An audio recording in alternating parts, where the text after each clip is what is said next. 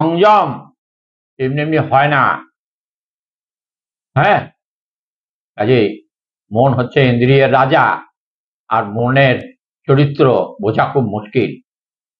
কিন্তু মন যদি আপনি দিয়ে রাখেন মায়ের চরণে, আর মা মা করে যদি ডাকতে পারেন, মুখে বলুন 1 বার 2 বার 3 বার 4 বার 5 বার 10 বার 20 বার, সারাদিনে 1000 বার, হ্যাঁ, দেখবেন 24 ঘন্টায় রিপু আর ইন্দ্রিয় আপনার মাথা তুলে উঠতে পারল না।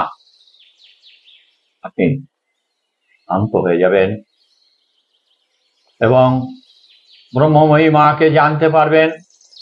আর যে নামে দীক্ষিত হন না কেন, গোটা বিশ্ব ব্রহ্মাণ্ডটা আপনাকে ঘুরতেই হবে। সেটা শক্তি মন্ত্রে হোক, চাই কৃষ্ণ মন্ত্রে হোক, চাই শিব মন্ত্রে। কাজে ওটা হচ্ছে যে যেখান থেকে শুরু করবেন,